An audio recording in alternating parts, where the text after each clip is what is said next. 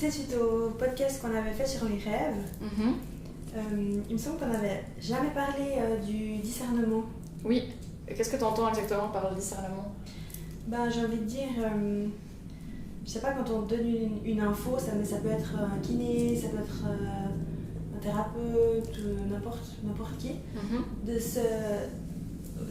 j'ai presque envie de dire des fois de s'autoriser à pas l'apprendre, même si c'est un professionnel, tu vois, même si tu vas faire, je sais pas moi, un soin chez une kiné, puis en fait tu te rends compte que ça vibre pas du tout, c'est pas aligné avec toi. Oui.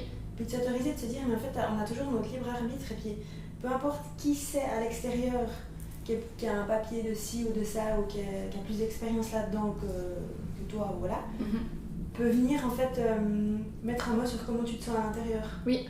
Tu vois? Et au-delà même des thérapeutes, je pourrais même dire un parent, un pote, ça aussi, c'est à dire à quel point ce qu'on me raconte, je peux prendre parce que c'est pertinent et parce que c'est un bon conseil et que c'est judicieux. Oui. Et puis à quel moment est-ce que en fait, ça m'écarte de ma route? Ouais. Après, je voulais dire aussi pas forcément les... Tu vois, si tu vas chez le médecin puis tu as un diagnostic qui est posé, c'est clair que du moment que tu as la preuve, c'est pas ce dont on parle, mais plutôt des conseils qu'on peut te donner, ou bien les paroles en fait, vraiment. Oui. Et puis surtout ce qui concerne ton état vraiment intérieur, où tu te dis, mais en fait, t'es qui pour me dire ça, quoi. Oui. Un peu. Quelque part, ça serait aussi remettre un bout de sa valeur ou un bout de son GPS. J'aime bien voir ça comme une carte pour indiquer ton propre chemin de vie. C'est que si tu mettrais ce bout-là ou un bout de ta valeur dans les mains des autres. Donc ça serait un peu bizarre de se dire, je pense qu'on l'a tous eu fait et on doit tous aussi réapprendre ça, mais de se dire, mais à quel moment est-ce qu'un tel ou un tel, je peux lui donner le pouvoir que sa vision, elle serait plus pertinente que la mienne? Ouais, clairement. Concernant mon propre chemin. Alors c'est toujours intéressant, je pense, d'échanger, de partager pour peut-être compléter cette fameuse feuille de route. Mais sinon, je trouve que tu vois, il y a un espèce de décalage de valeur, de se dire, mais pourquoi cette personne-là aurait un point de vue plus juste? Ouais, puis finalement, c'est aussi le fait de remettre son pouvoir. Tu vois, si, je sais pas, t'as un problème, puis t'attends quelqu'un qui t'aide à le solutionner, c'est comme si tu lui remets un bout de toi dans ses mains, en mode, tiens, maintenant, c'est à toi. Oui. C'est toi qui gères, et puis en fait, moi, je fais tout ce que tu dis. Enfin, tu dis pas ça comme ça, mais t'as compris. Oui, ouais. Et puis de se dire, mais attends, là, à quel moment je suis en train de remettre mon pouvoir dans les mains de quelqu'un d'autre, finalement? Oui, j'aime bien cette idée de pouvoir, c'est vraiment de retrouver sa propre puissance, finalement, de se dire, mais je suis le seul artisan de ma vie. Si on est doté de plein d'énergie et de plein de potentiel, c'est parce qu'on est capable aussi d'être son propre guide, on est capable de retrouver ça, d'être, encore une fois, le créateur de sa propre vie, de se dire, mais est-ce que je suis un spectateur, là? Ou est-ce que je suis en train de créer ma vie? Et puis finalement, est-ce que c'est comme une pièce de théâtre, finalement, il y a des acteurs, il y a plusieurs intervenants, mais je suis le metteur en scène. Et puis des fois, je trouve qu'on se questionne pas assez quand on nous dit des choses. Après, il faudrait avoir ce réflexe de... Des fois, on nous dit quelque chose, puis on prend direct. Sans vraiment avoir le filtre de, mais attends, en fait, est-ce que c'est utile? Est-ce que déjà, j'ai besoin de ce conseil? Parce que des fois, tu demandes même pas, et puis ouais, qu'est-ce que ça m'apporte finalement? Et puis de pas oublier, comme tu dis, qu'on a tout le temps ce pouvoir-là, puis que c'est à nous finalement de l'utiliser à bon escient, en fait. Personne peut le prendre et puis dire, ah non mais attends, tu devrais faire comme ça, je crois. Tu vois? Oui, le danger, ça serait aussi de s'éloigner de sa propre route, parce que finalement, même si c'est des fois parfois des conseils bienveillants, une approche qui vient du cœur, c'est pas pour autant que c'est juste. Donc ce serait de s'éloigner de sa route en disant, mais ce que la personne est en train de me dire, c'est très bien, c'est très chouette, mais c'est peut-être pour son chemin. Maintenant, est-ce que ça correspond pas au mien, le chemin, et je suis en train de m'éloigner petit à petit, et c'est des moments où tu vas t'éloigner de ton cœur, tu vas t'éloigner de ce qui te fait vibrer toi, jusqu'à parfois même au bout de plusieurs années, même plus savoir, mais qu'est-ce qui est juste pour moi, tellement je me suis mise à peut-être écouter les radars à l'extérieur, puis je sais plus comment me guider avec moi-même, et parce que finalement c'était un conseil bienveillant, mais j'ai pas vu que ça m'a comme mis du brouillard ou fermé sur mon propre chemin. Ouais, clairement. Après il y a aussi des très bons conseils. Oui. Ça aussi à devoir dans les deux cas, ça je peux prendre parce que oui, ça va vraiment m'aider, puis ça, eux, non pas vraiment. Et puis toujours d'avoir ce discernement à l'intérieur, je trouve que c'est hyper important. Il me semble qu'on n'avait pas... Je crois pas qu'on avait assez évoqué ça. Même dans les bêtises qu'on dit, il faut se crier. Oui, absolument. Et finalement, t'es qui pour dire ça en fait? Enfin, tu vois? Complètement. Mais tout le monde est qui? qui pour dire ça Non, mais c'est important de savoir remettre en question les choses et que c'est pas un statut social. Oui, alors bien sûr que les connaissances sont toujours bonnes à prendre, mais je pense que chaque connaissance est bonne à être remise en question. Oui. Parce que des fois, il y a des choses qui sont aussi répétées, redites, retransformées. Je pense que c'est pertinent de remettre en question. Tu lis un livre, est-ce que je remets en question la connaissance qu'elle a? Est-ce qu'elle me parle? Est-ce qu'elle est juste pour moi? Et est-ce que je peux la transformer avec une autre version, avec une autre charte éthique qui est plus apte à être en accord avec la mienne? Et puis finalement, si tu demandes, je sais pas moi, un conseil, tu prends 10 personnes, tu demandes le même conseil aux 10 personnes, tu auras 10 réponses différentes. Donc après, tu choisis quoi? Le chemin A, B, C, D, enfin tu vois? Oui. Puis si tu prends le D, ben voilà, tu suis la route du D, puis après si tu prends le E, puis au final tu suis jamais la tienne. Oui. Alors après, de nouveau, tu as des fois des conseils où tu prends un bout parce que l'idée, enfin c'est cool et tout, puis après tu adaptes en fonction de toi. Mais c'est important de toujours, je trouve, rester sur sa route, puis prendre que les choses pertinentes finalement, qui peuvent vraiment t'aider à avancer toi et pas dans la direction de X, Y, Z par exemple. Oui, c'est finalement, comme on disait, de retrouver son propre pouvoir. Après, il y a aussi, pour tout ce qu'on a déjà pu raconter dans les autres podcasts, au niveau du mental, des peurs, des blessures. Notre mental, je pense qu'il est aussi là pour nous sécuriser, comme on disait, éviter qu'on souffre. Donc il peut aussi nous brouiller notre propre GPS, notre propre discernement, par protection, parce que finalement de suivre aussi sa propre voie du cœur, de suivre son chemin, surtout s'il est peut-être un peu différent, ou j'aime pas si c'est différent, parce que pour moi il n'y a rien de différent, mais peut-être différent des personnes qui nous entourent, différent de notre famille, différent de nos proches. On pourrait se dire, mais en fait j'ai peur de choisir ce chemin, j'ai peur d'oser me montrer dans ce chemin. Peut-être que si tout le monde suit le chemin C et que tout le monde, ils ont tous raison, mais que pour moi mon chemin c'est le E, je vais avoir peur d'être seule sur mon chemin E. Je vais avoir peur qu'on me rejette, je vais avoir peur qu'on m'abandonne, je vais avoir peur, qu'importe, d'être seule. Donc peut-être que je suis en train de me dire, non mais c'est moi qui exagère, finalement mon chemin E, il est peut-être pas très légitime. Et du coup je vais me forcer à aller suivre le chemin comme les autres. Donc finalement notre mental il va aussi des fois nous brouiller les pistes. Comme s'il te cache le chemin E, tu vois, comme un gros brouillard sur ton chemin en forêt, puis du coup tu vois plus qu'un seul chemin, mais c'est pas le tien. Mais c'est parce que tu as tellement peur d'être vu par le monde, ou tu peux avoir tellement peur d'être rejeté, que tu vas pas oser prendre ton chemin, donc ton mental va te protéger à ça. Donc c'est aussi d'aller travailler sur ses propres blessures et de se dire, mais tiens, je vais lever le voile et oser prendre mon chemin, et que c'est pas parce que tout le monde prend le D et que moi je prends le E que je vais être mise de côté ou pointée du doigt, ou ça va être le cas, donc je crois que ça sera le cas. Oui, puis j'ai envie de dire, c'est pas forcément ça se fait pas en une semaine. Enfin, c'est ça aussi qui est rassurant, c'est de se dire, en fait, si je dois choisir un chemin, puis pour l'instant j'ai du mal à y aller, j'ai le droit et tout, mais peut-être ça va se faire en 10 ans, en 20 ans, et puis finalement, toutes ces années, c'est là que tu vas travailler sur tes blessures et tout, mais tu peux pas faire ça du jour au lendemain, genre, j'ai envie de faire ça, ok, je travaille sur les blessures, puis ça part, ça se fait, mais c'est des cycles, c'est long, ou pas, forcément, ça dépend quoi. Mais des fois, tu as des projets, puis tu te dis, ouais, mais en fait, tu te demandes comment tu vas arriver à ce que tu veux. Mais des fois, tu as un projet dans ta tête, mais ça veut pas dire que tu dois arriver demain. C'est que c'est peut-être dans 10 ans, puis en fait, il y a un méga chemin, puis il y a tout qui va se mettre en place. La vie, elle va te donner des situations, tu vas rencontrer des gens qui vont t'aider, qui vont te mettre sur les rails, ou qui vont te faire comprendre des choses. Et puis après, un jour, tu arrives en fait, où tu voulais être, puis tu te dis, ah ouais, en fait, j'ai réussi, mais c'était pas en un claquement de doigts, puis il n'y a rien à forcément à faire. Oui. Il faut juste se laisser aller, puis se dire, en fait, quand tu as cette situation qui se présente, qu'est-ce que je peux en retirer, puis après, c'est ça un peu le... J'adore ce que tu dis, puis je trouve ça fou à ce moment-là, quand tu as été accompagnée par les bonnes personnes, que tu as été poussée sur ton chemin, quand tu reviens en arrière et tu te dis, mais comment j'ai pas pu voir que ce chemin c'était le mien? Comment j'ai pu autant, par exemple, m'éloigner de mon chemin, de mon cœur, pour faire bien pour les autres, ou parce qu'on attend ça de moi, ou parce que je me fais croire que telle personne, son avis, il est tellement mieux que le mien. Non mais tu vois, peut-être que tu te dis, mais incroyable, comment j'ai pu me raconter une chanson pareille.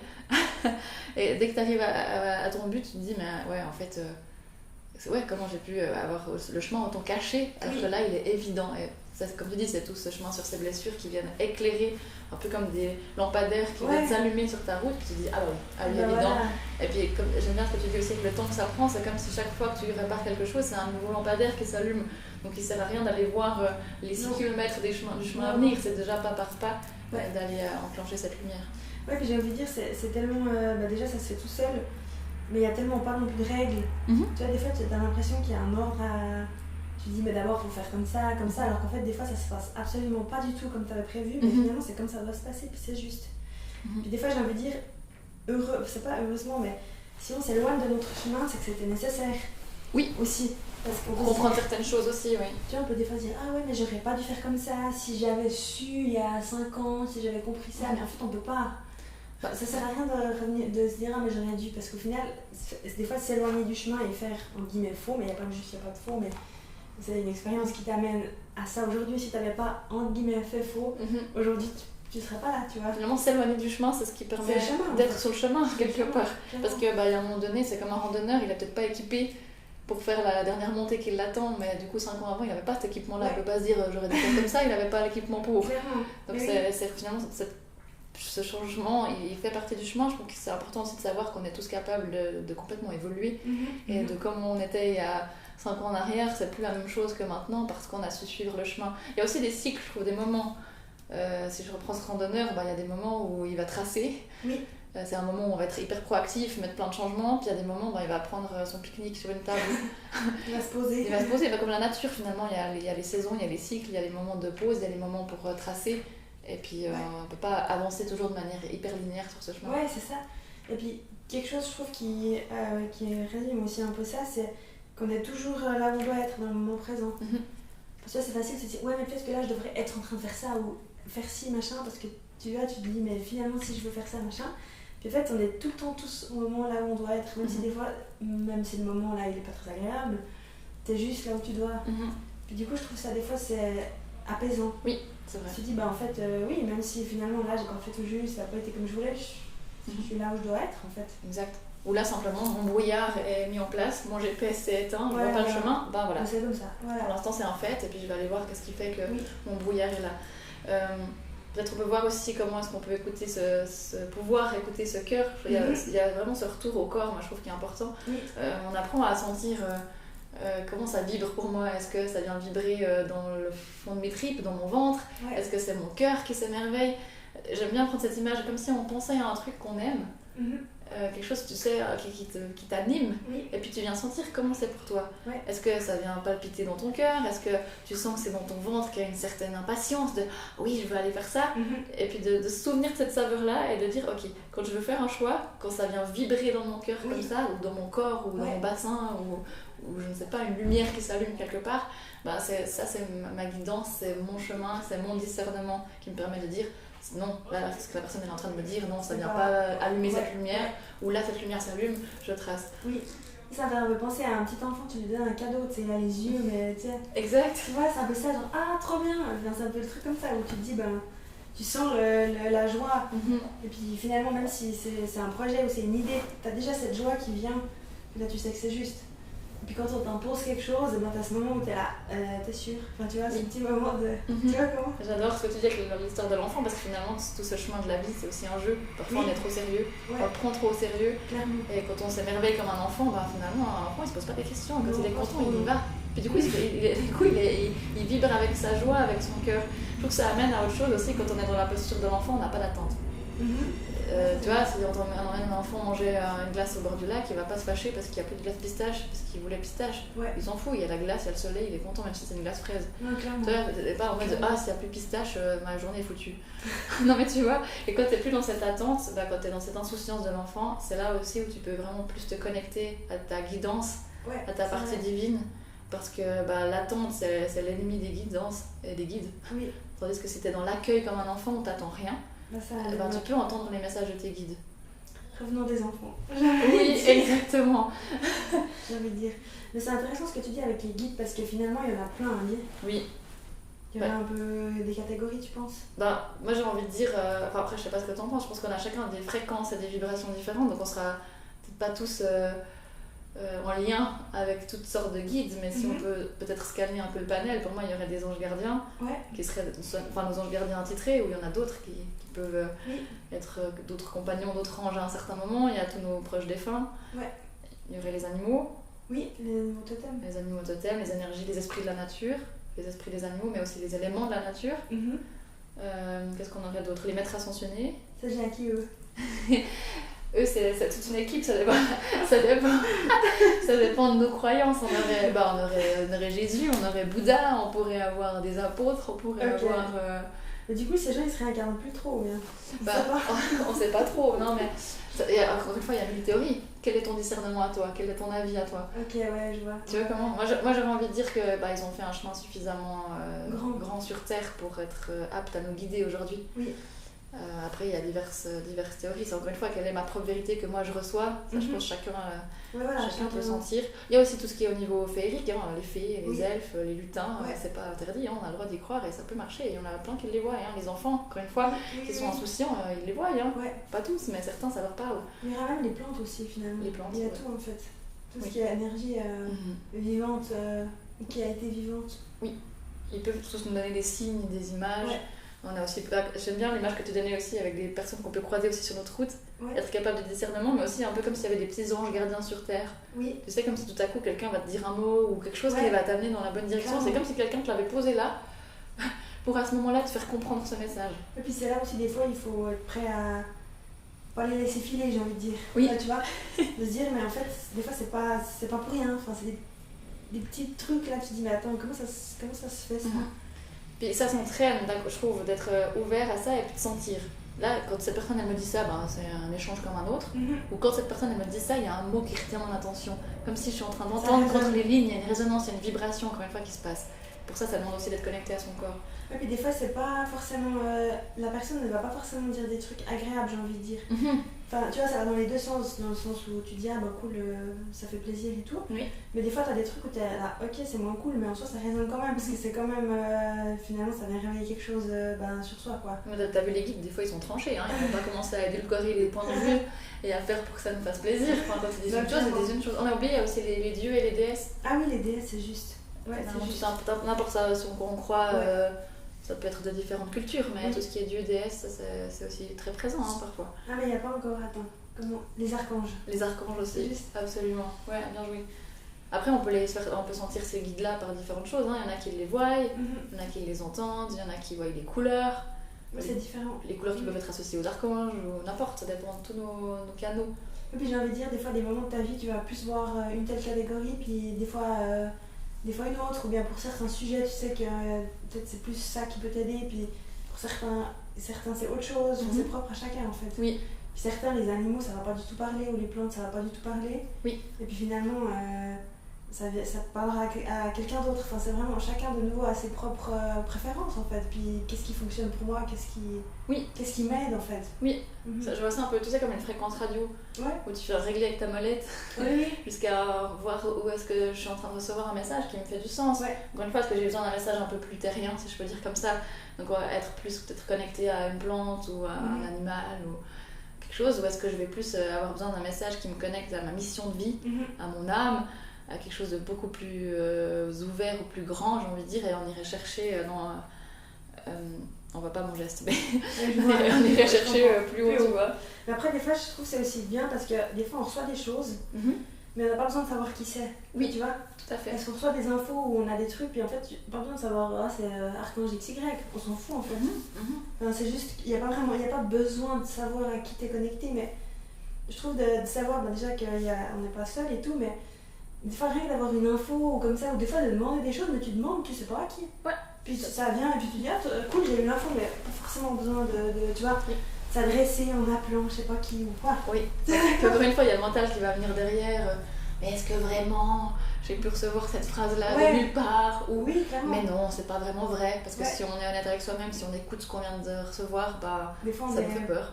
Parce qu'on doit se démarquer, parce qu'on doit dire non à un tel, ou parce qu'on doit sortir de sa zone de confort, ou des choses comme ça. Qu'est-ce que t'en penses? Bien dit. Après, ça s'entraîne, hein, j'ai envie de dire, c'est un peu comme un sport ou comme quelque chose quand on va faire l'entraînement. Enfin, ça s'entraîne, ça n'a rien de se prendre la tête, hein, mais c'est aussi désapprendre le sérieux et puis de se faire confiance et de jouer avec tout ça. Puis c'est aussi rien que d'essayer parce que finalement, tu payes rien, je veux dire. D'essayer puis de te dire si, je sais pas moi, je suis vraiment mon intuition, alors tu peux pas surtout parce que c'est clair que oui, moi je suis mon intuition, je pars à Hawaï.